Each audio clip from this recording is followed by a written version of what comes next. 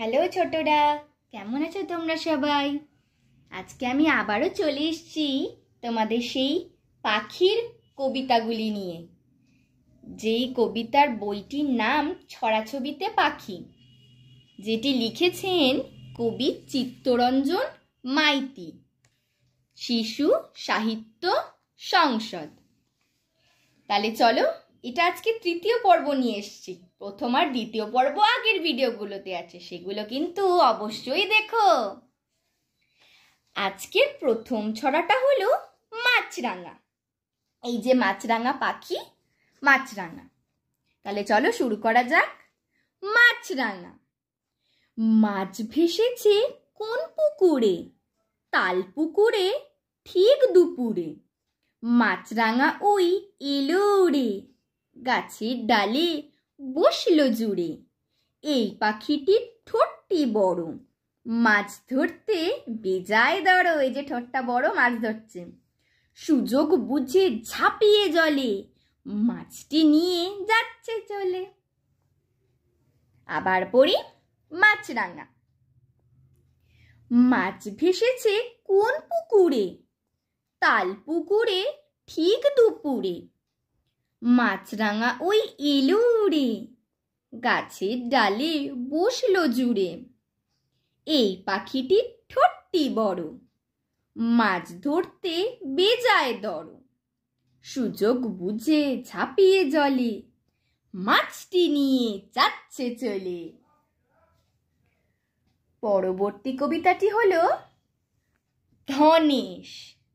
এই যে ধনেশ পাখি, তাকে নিয়ে কবিতা। তাহলে চলো শুরু করা যাক। ধনেশ। দেখো যে ধনেশের ঠোঁটখানা মস্ত, চুপচাপ থাকে বসে, নয় ওরা ত্রস্ত। ত্রস্ত মানে ভয়। ফল ভরা গাছে গাছে দিনভর টুরছে, ঝটপট পাখা টেনে চটপট উড়ছে। ডালে বসে থাকে যবে শান্ত ও লক্ষ্মী, ফল খেতে ভালোবাসে ফলাহারি পক্ষী।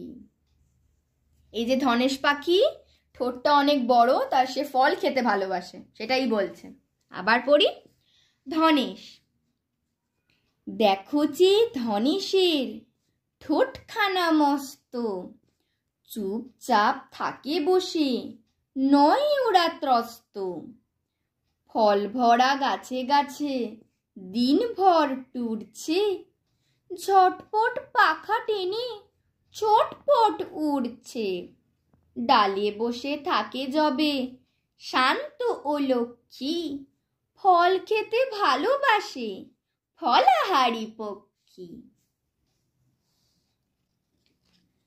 আজকের তৃতীয় এবং শেষ ছড়াটি হলো কাকাতুয়া। এই যে কাকাতুয়া পাখি। তাহলে চলো শুরু করা যাক। কাকাতুয়া। ঠিক যেন রামদিন দারোয়ান হাঁকে রে, কন হ্যাঁ কন হ্যাঁ, কোন পাখি ডাকে রে? পাখিদের দারোয়ান কাকাতুয়া নাম তার, দেখো চেয়ে পরিপাটি পোশাকের কি বাহার। আবার পড়ি কাকাতুয়া।